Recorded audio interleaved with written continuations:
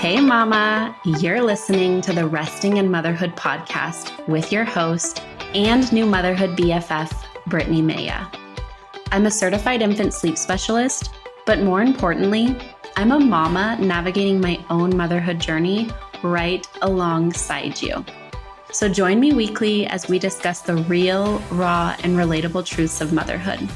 We'll touch on everything from the ugly and difficult things we think but are afraid to say out loud, to the beautiful moments that uplift us and bring us so much joy in motherhood.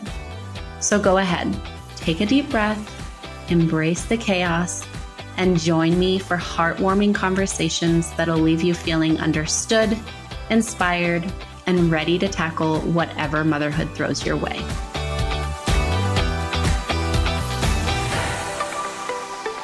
This is a conversation that has been a long time in the making.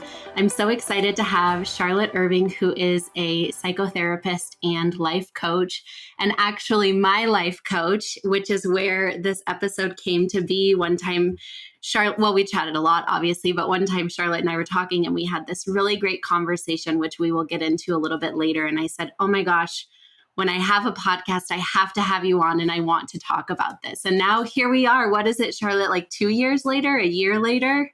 Yeah, something like that.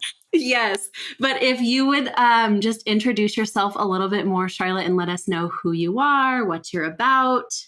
Yeah, my name is Charlotte. Thanks for the introduction. I live in Boulder, Colorado.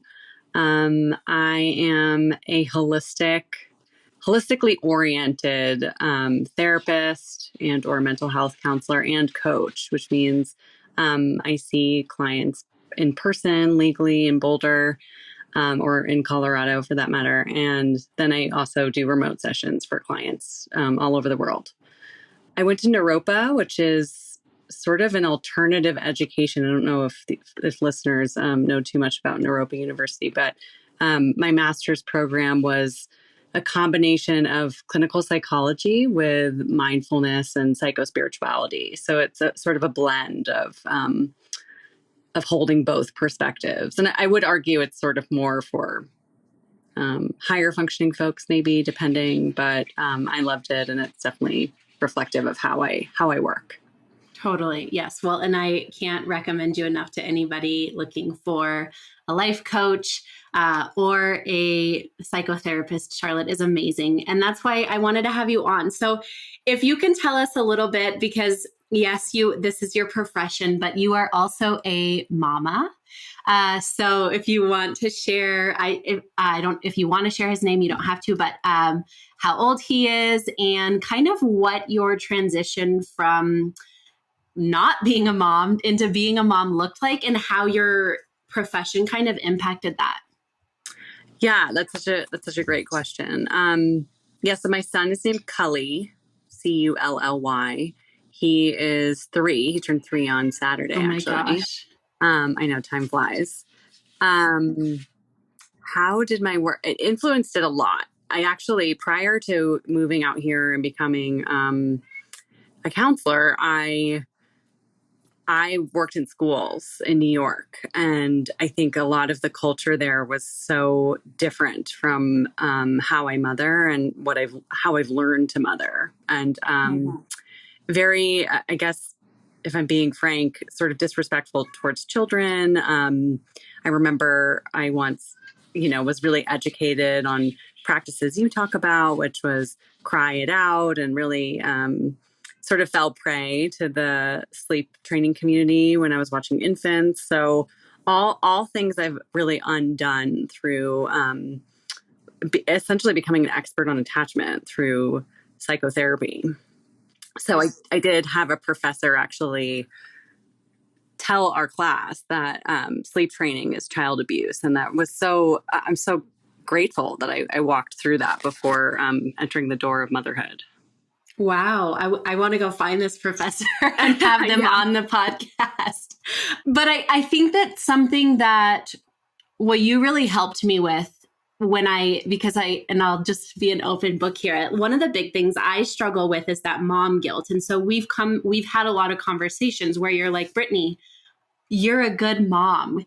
Can we talk a little bit about like why you have these feelings of I'm a bad mom? And so I think that it can be really common when we know all of this about parenting and yet we still have this voice inside of our head, maybe because we know a little bit more, right, about attachment and all of that. But can you talk about, like, in your personal experience, having the principles behind it, knowing that attachment is important, knowing that validating emotions is important, but then actually having to live that and kind of how it differs and how you've navigated it? Yeah. So I think just to comment on some of what you're referring to, if I'm understanding correctly, is that I think we can only really do all the things we say we're going to do when we're operating from a regulated nervous system. So in a moment where we're dysregulated, and nervous system's attuned, right? So if we have a dysregulated nervous system in the room, it's really likely that we're going to have another dysregulated nervous system follow suit. It's sort of like a tuning fork.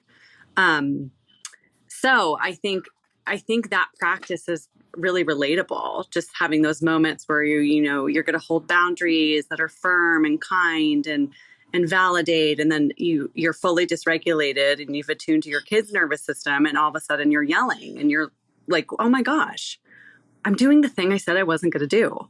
So I just have a lot of compassion for that. And to me, I think the biggest way to navigate those weeds, and this is a lot of Dr. Becky I've sort of picked up. I don't know if you know her, but she's so fantastic. And taking accountability. And I actually think that's translated into other relationships in my life, not just parenthood, of just owning when we haven't showed up the way we wanted to.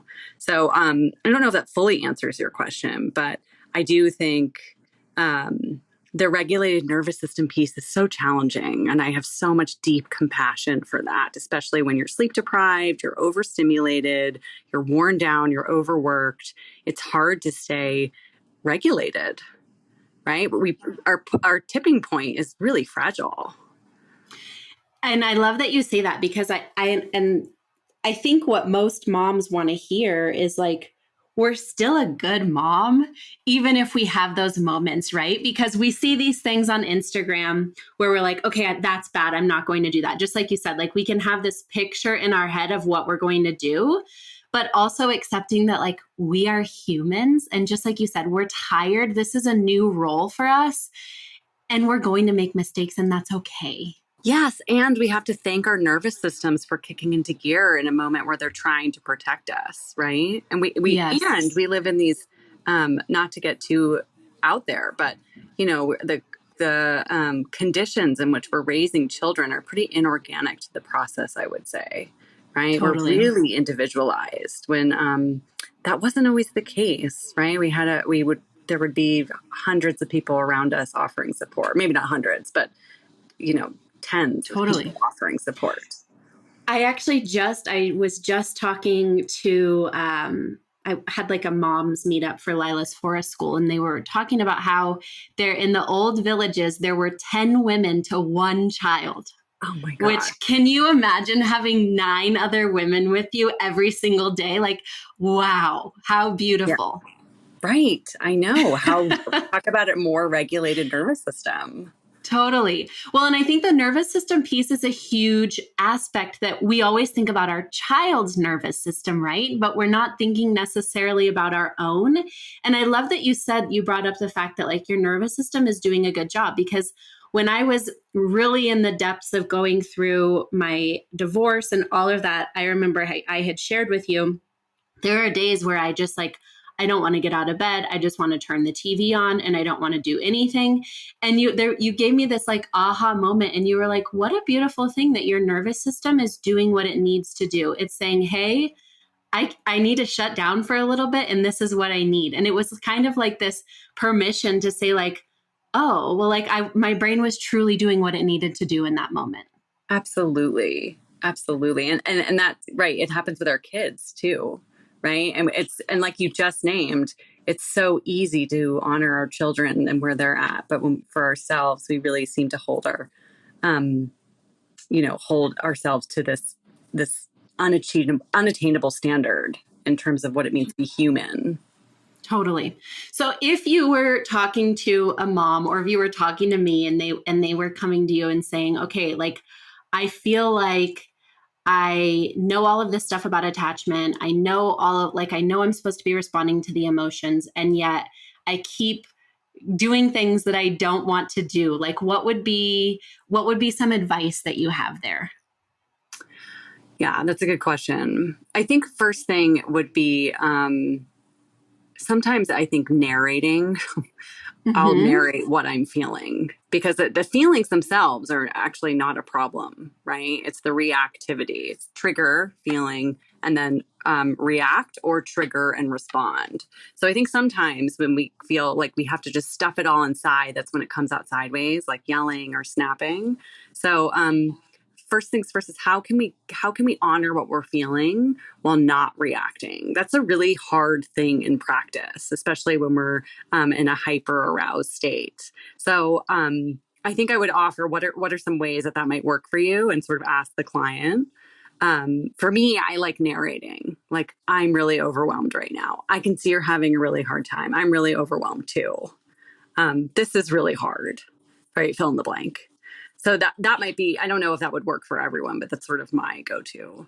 And it's okay. It's okay to mess it up, is what I might say. I think the most important thing is if we apologize and try again.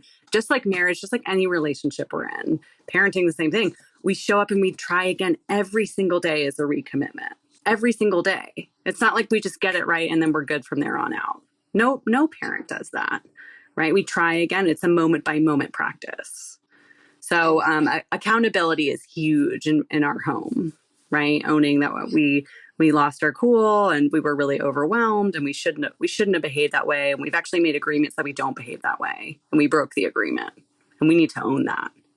Um, so that would be most important, is sort of meeting the client where they're at, coming up with tools that could help them regulate in the moment, and also taking accountability with their kids.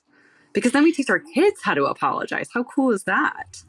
I was just going to say it's so cool now that I have a 4.5-year-old. Oh my goodness. And seeing that these things actually happen, right? Because the repair piece for me, or the accountability piece, I am the first. I'm not going to lie. I yell at Lilah sometimes. And then as soon as it happens, I say, oh my gosh, I just yelled at you. You do not deserve to be yelled at. And she will, like today, she was just having a really fussy morning and being really irritable. And I didn't really I wasn't going to shame her for it. I'm like, you just woke up on the wrong side of the bed. So we're sitting in bed later reading a book, and she tells me, I'm sorry I was so mean earlier. And it was this beautiful moment, right? That gave me chills, because I didn't bring it up to her. And she just knew, hey, you know what? The way I was acting probably wasn't the best way to act, and I'm going to apologize. So it just goes to show that if we weren't messing up, we wouldn't be giving these opportunities to apologize and model this repair.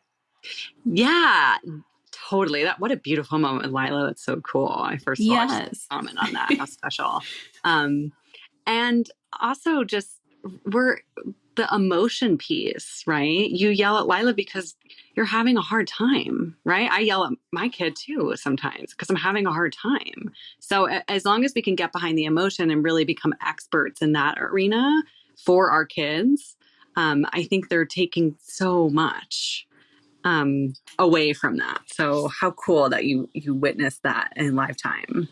It's so fun, and that's what I love about as they grow, we're seeing the fruits of our labor, and Yeah. our everything is starting to bloom. Yeah. How beautiful. Well done. Yes. Thank you. So I wanted to kind of, and this is where my inspiration for having you on came from, which is this concept of death to self, which you brought up to me one time when we were chatting. But this kind of ties perfectly into the nervous system piece, where can you talk a little bit about death to self, and how sometimes these moments of anger are coming because we're kind of mourning who we were and what we've lost? Sure. Yeah, I can absolutely speak to that. So just to provide some context, I think what got me on this, or so passionate about this topic, was that after my son was born, I noticed I started to develop some postpartum rage. And it would come out over really small things, like getting out the door to go get to the grocery store. And instead of taking 3 minutes, it would take, however long it took, 45 minutes, 2 hours. And I would get so irritated, and I kind of caught myself, and my husband reflected on it too, just so angry. And I really had to sit with that and look at that as much as I did not want to. What's coming up? Why am I so angry? What am I trying to manage here, essentially, that I'm failing at? And I think what I really discovered was I was really angry and grieving that I'm not going to get out the door in 5 minutes anymore as long as I have my kid with me. It's just not going to happen. And I think I had spent so much time seeing circles of moms sort of promoting ways to get your life back. And it's sort of that, like, not that I'm not for positive psychology, I totally am, but it was sort of on the brink of toxic positivity, right? Where I didn't really have the space and didn't really feel like the permission, talk about the bad mom thing, to grieve. Oh my gosh, this isn't going to go the way it used to. And I'm actually really sad about that, right? Especially with my son and how we do sleep. We don't have family out here. I always do his bedtime, or my husband does. And I'm not going out in the evening past his bedtime anymore. Right. And that actually wasn't so hard for me, believe it or not. But I found it more with little things, really little things, getting out the door, going on a walk and having a major meltdown and not being able to actually do my 3-mile walk that I was planning to do because I have a kid melting down and we actually have to go home. Right. So that was really hard. And it wasn't until I started to just actually feel the grief of it and the death of what was that I started to, the rage and the anger started to go away. And it was just honoring sadness in a moment where I actually was sad about the situation at hand. And so and it's funny, I'm in some of these self-help groups of therapists, coaches, whatever, what have you. And I put in a group, hey, I'm thinking about starting a grief course for moms, just grieving your old life.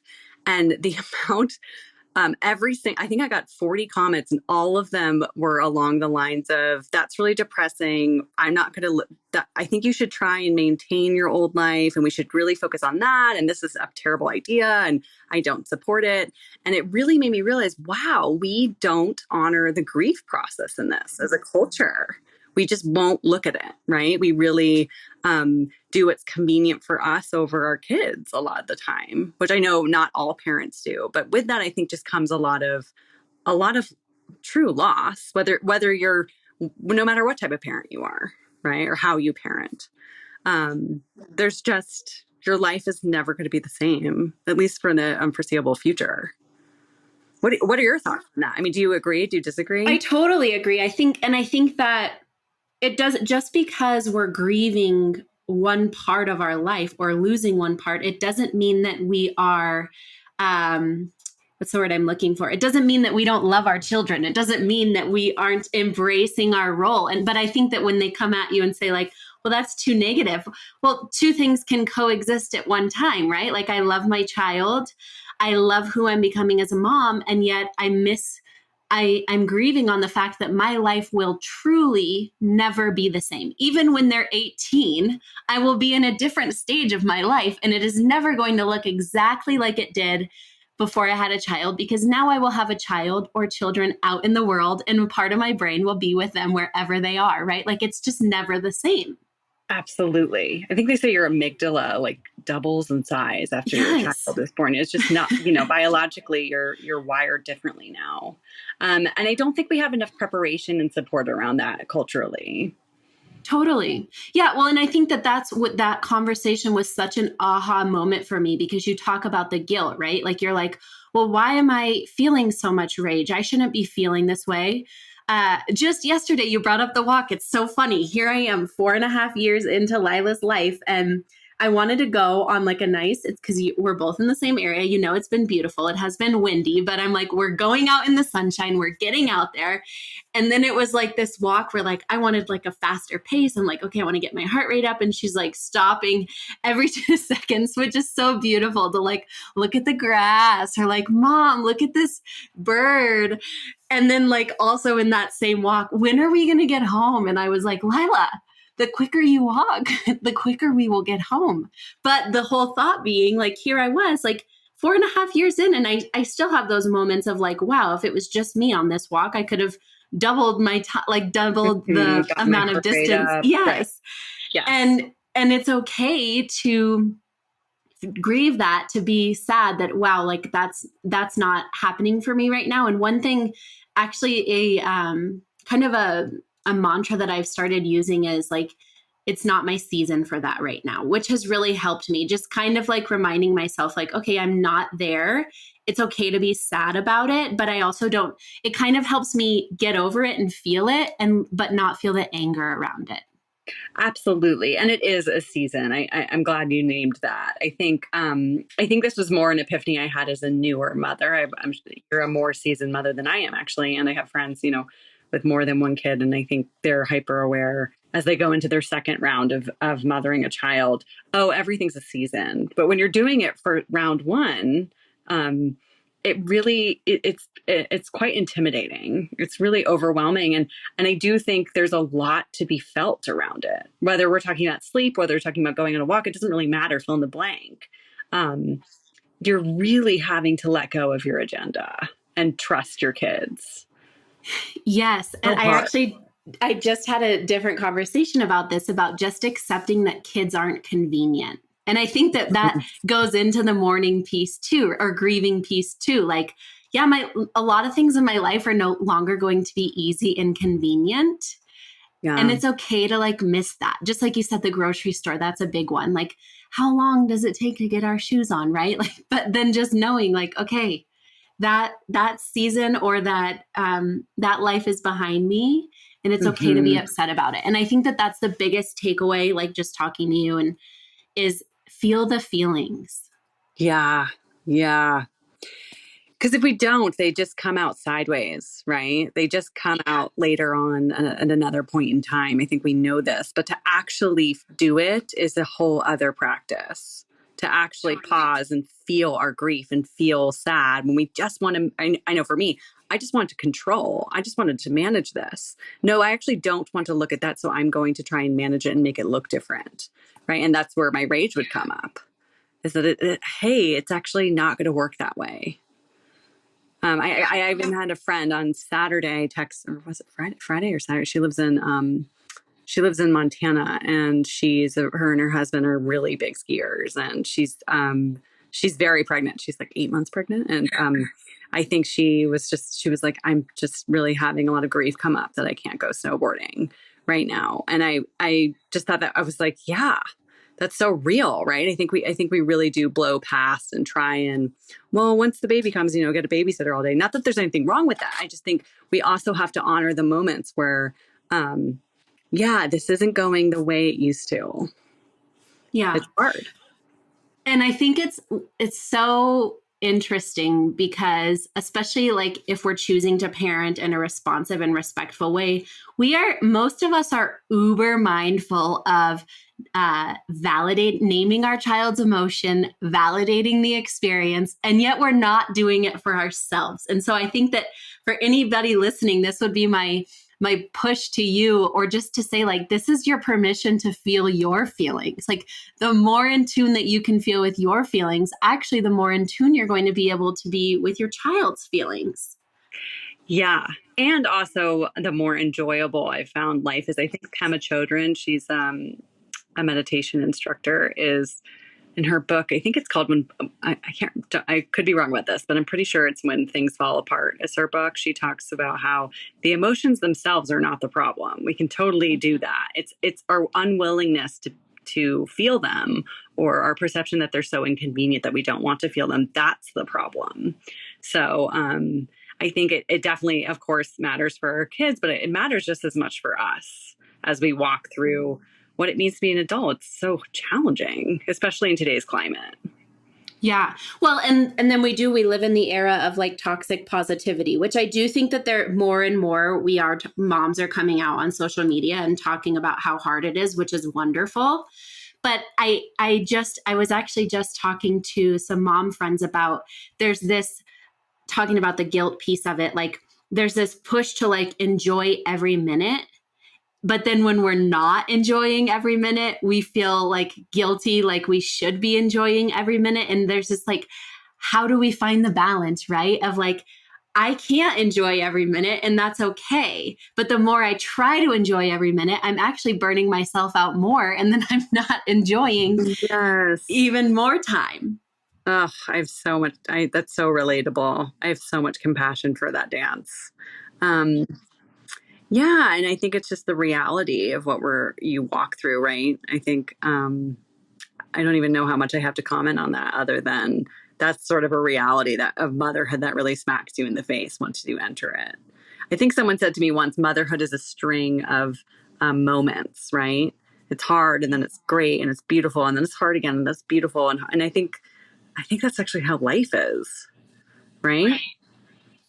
Yeah, I think it's what's the word I'm looking for? We're hyper focused on it in motherhood because we do tend to go to the guilt side, right? So like instead of just like seeing like I don't know, like like you said in life, like yes, there's ups and downs, but then in motherhood, I think we feel this pressure for it to be, probably because we're entrusted with a whole life, right? Like it's in our hands to create a beautiful life for our child. And so I get that pressure, I get that guilt, but I think it's like magnified in motherhood because we have this pressure and yet nobody's talking to us, at least not mainstream, about like, it's also okay to not enjoy every moment. It's also okay to grieve your old life. It's also okay to feel your feelings. Yeah, I think that's the only way we can do it well, right? Is if we're real. Otherwise, it does become a heaping mess. It does come out sideways, right? And I think like what your mission here, which is so beautiful, is that we need community and relation around this. Otherwise, we can kind of go into our own shame spiral or our own guilt trap around how we're doing it wrong, right? In reality, we're all doing this we're all feeling this way. And only recently, maybe, are we talking about it? I don't know. Maybe that's not a recent thing. And that's the thing we don't know, right? Because in the village, I'm sure they talked about everything, but they also were not doing it alone, right? So it probably that aloneness was probably not felt the way that we feel it today, would be my assumption. Yeah. I think some of also the way that, we're really revolutionizing parenting, which is such a beautiful thing. It makes me really compassionate towards parents who didn't have the support, weren't able to feel their feelings, did feel mom guilt all the time, projecting it onto their kiddos. As much as I don't condone that behavior, I can see why it happened. Totally. Yeah. Well, and so one thing I want to ask you, and we touched on this a little bit, but one of the biggest things that you helped me with, which it seems so simple in the moment, is like naming the feeling, but like I still go back to that skill all the time. like when I'm feeling anxious, I'm like, oh, hello, anxiety. I can feel you there. Instead of like, oh, I'm anxious, I need to fix it. Now I just name the feeling and I let it like ride along with me for the day. And it has helped. It's been such a game changer. But for somebody who's maybe never like thought about that, like, could you give another thing that like has really helped me is like journaling, just like you said about the grief process. Like when I feel that anger, if I have the opportunity, I will go sit down with my pen and paper and be like, this is what I'm angry about. This is what I'm feeling. And the feeling after I walk away, I feel so light. So like maybe if you could give some like, and I kind of just gave a few, but some practical tips for moms who are kind of uncomfortable with feeling their feelings. Like what could that look like? Yeah. Well, I love what you said about journaling. I think in this example, whether you journal or you don't journal, right, whatever works for you is always sort of my recommendation, whatever works. But it sounds like in your example, let's say journaling does work for somebody. what the journaling does is it gives you permission to feel the feeling, right? And we gotta feel whatever it is we want to heal. It's the only way we can make peace with it, essentially. So another thing that I think you and I have talked about, which has been really influential in how I work and how I whether that's with other people or within my own system, is parts. As I like to categorize feelings as parts. So and when we're able to sort of, when our nervous system is in overdrive, I think what we can do is we just don't see. We're in a fight or flight state. We're not able to rationally go, oh, I am feeling this, so I need to take a moment and journal, right? And so I think some of these concepts, I call this as an IFS term, internal family systems, by Richard Schwartz. He calls it unblending, where we unblend from our emotion. And basically, if we were to imagine picking it up and putting it next to us and having a conversation with it. And then we can give it a space to be seen. We can give it a space as much space as it needs, really, to be felt and seen. And then with that, we're integrating it. So in that practice that you named, journaling, you're unblending there, right? You're now noticing that this is just a part of you. This isn't all of you. But when you're in that fight or flight state, it feels like everything. It feels the only color you can see is rage or anxiety or whatever, fill in the blank. So we want to take that and unblend from it. And so it's not the only lens that our outlook is. So some practical ways. That's a good question. For me, I'm so brainy. I'm so cerebral. For me, it's like thinking. It's untangling in my mind. And also pausing. If I can just take 3 minutes in the bathroom or 3 minutes upstairs and ask myself, what am I feeling right now? Then usually I get a pretty clear response. And I think everybody's system is different, right? That's how mine works after years and years of practice. Some people don't have that clarity, right? Sometimes it takes a little while. So it's also, what do you have time for, right? The reality of motherhood, how much time do you got? How much space do you have, right? Can you go move your body? Can you go for a run? Can you go be in nature, right? Can you get quiet? Can you call up a friend? Whatever it is. I think as long as we know that the emotion is okay and it's not all of you, it's just what's really alive right now. And that nothing is permanent, right? No state is permanent. And that's not to invalidate. That's just to give some hope that this is just a feeling that needs some attention. It's not all of you. It's not the end all be all. I think that one's a really important one to remember, because I am known, like, when I'm in those state, like, dark spaces where I'm like, I need to run away and change my whole life, right? Like, I jump to like the extreme and just like reminding myself, this is not permanent. That one's really helpful. Yeah. And sometimes the part itself, I'm calling it a part, the emotion, whatever you want to call it, actually feels that it's forever. I have some of those parts too, where let's say I'm having really high anxiety. Part of what the anxiety believes, or part of what the part believes, is that this is going to be forever and I'm doomed forever. Right. And to be able to go, oh, wow, I have a part coming up that really thinks this is never going to get better, or that this is going to be this way indefinitely. Interesting. I mean, those are two really different energies. Having the part, or the feeling, whatever you want to call it, in the driver's seat versus putting it on the bench and sitting next to it. Totally. Well, and that's when I brought up the anxiety piece. That was like a total part piece, right? Like, now when the anxiety comes, I'm like, oh, hello, anxiety. You can join me along for my day. I'm not going to try to fix you. I recognize that you're here.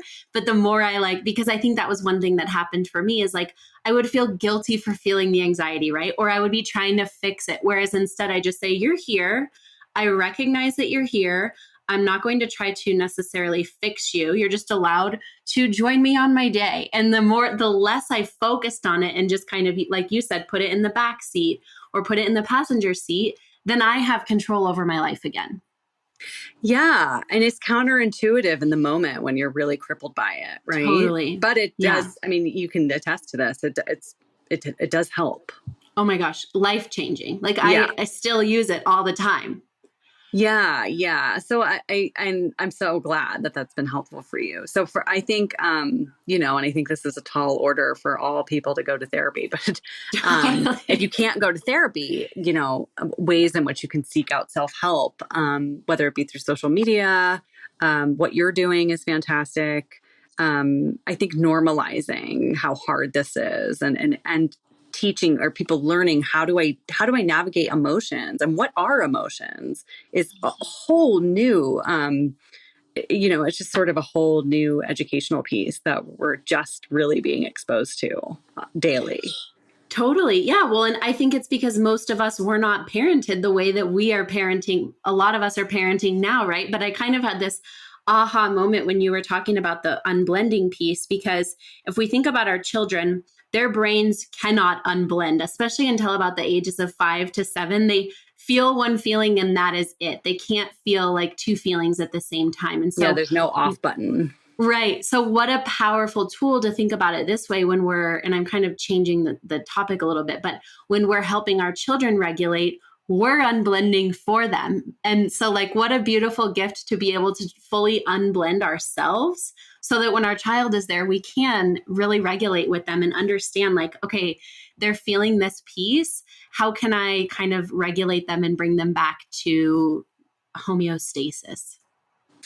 Yeah. And it sounds like the way in which we can do that best, or what you're describing, is just validation, right? This is really hard. You're really frustrated. Do I have that right? Right. And then a kid can actually settle knowing that it's actually safe to feel what I'm feeling. I don't need to make it go away. It might not be enjoyable, but it's actually okay. That's basically what we're doing for ourselves and for our kids. Yeah. And I was just going to say that the easier it'll be as a parent to do that for our child if we give ourselves the permission and time to do it for ourselves. Yes. Easier said than done. Especially depends what resources you have, what you're exposed to, but it is a beautiful, effective practice, as you know firsthand. Yes. Well, this was such an amazing conversation, Charlotte. I'm so thankful for your time. Do you have anything you want to kind of, what am I trying to say, finish up with, or any parting words? First of all, thank you so much for having me. And I just want to give you some credit too, is that something we didn't talk about today, and I'm sure you've talked about this with other guests on your podcast, but you are so you're so supportive to new moms. I just, when I became a mother, I felt so much pressure to sleep train. And it wasn't until I found accounts like yours that I was really able to let that go. So I've referred you to so many people who struggle with this. It's such an area of kind of falls in the grief category of doing it your way. Totally. And really letting go of what other people think. It's a hard space to be in. So you've just been really instrumental in that for me, and I know for a lot of your viewers. So just some kudos to you and gratitude. Thank you so much. Yeah. Thank you for having me. Yes. So where can we, because I know you said that you can work globally, right? With people. Yeah. So I am both a therapist and a coach. So, and you can read a little bit on my website about the difference between the two. They're quite similar, but just, on paper, they're different. So, my website is my name, charlotteirving.com. And you can read a little bit about how I work and, where I work. I live in Colorado. So for therapy, which I can do in person, remotely, that's only in the state of Colorado. But if anybody's interested in coaching, I can do that from wherever from my laptop. So perfect. Thank you. Yes. And I cannot recommend you enough. Like I said, you have been life-changing for me. And I also emailed you just the other week and I was like, I need to actually schedule a session, right? Which is beautiful because we've gone a long time without talking and now new things come up. And I know it is what am I trying to say? It is a luxury or there's a word I'm looking for that I cannot think of, but for lack of a better word, I know it is a luxury to be able to work with a therapist or a coach, but highly recommend it in motherhood because I think that, like you said, we don't have the village around us. And while a village is built with friends and family, I think we can also be really mindful of cultivating our village and like a therapist, like, right? Like I consider you part of my village, right? You provide support in a way that maybe somebody else in my life couldn't. So I just want to recommend you. I will share Charlotte's website below in the show notes, but thank you again so much, Charlotte, for being here. Yeah, thank you for having me. Let's meet up next week too. Make sure to subscribe to the Resting in Motherhood podcast on Apple Podcasts, Spotify, or wherever you're listening. Want to continue this conversation? Head to the show notes for this episode at restinginmotherhood.com/podcast, or connect with me on Instagram at resting_in_motherhood.